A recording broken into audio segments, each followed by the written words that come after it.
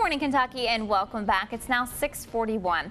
Dating can be tough to tackle for teen girls, but now they have a guide to help them through it. Joining us this morning is the author of Boyology, a teen girls crash course in all things boy. This is Sarah Burningham. Thank you so much for being here this morning. You know, I wish I had this when I was younger, because I was always wondering, what are boys thinking, or what do I need to say to them?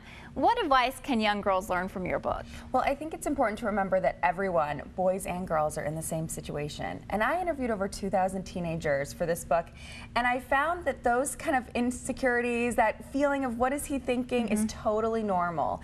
There's been a lot that's changed technology-wise, but parents can rest assured that that's the same. I still don't know if I know what they're thinking, even after all these years.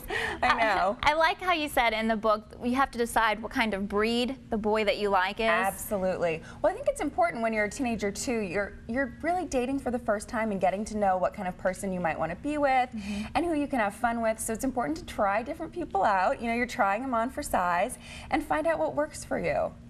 And you said there's a fine line between a boyfriend and a boyfriend. Well, that is a big thing. I think especially as you're just getting into your teen years and you have a lot of friends that have been boys, and suddenly you might like them more. You know, what do you do? How do you let them know what you're thinking and that you might like them? And how do you know if it's a date or just hanging out? Group dating's become really popular, which is a good thing. You know, it's much more comfortable than those one-on-one dates. And like you said, now we have Facebook and Twitter and MySpace and texting. I used to just have to use the phone, you know, at my parents' house. It's a lot easier to talk to guys now. Well, and it is easier, but I also think parents get really nervous because when I was a teenager, you know, guys were calling my house and my parents would answer the phone and they would have a sense of who was calling me and how long I was talking to them. So now with cell phones, you have to make such an effort to get to know your teenagers' dates and their friends. Well, that's good advice. And this is your book, and you were signing it yesterday at Joseph Beth. Joseph Beth, and I have some signed copies left there. So you can go to Joseph Beth and pick it up, but you can probably get it online as well. Absolutely, anywhere books are sold. Okay, Sarah, thank you so much for being here. Thanks for having me. All right,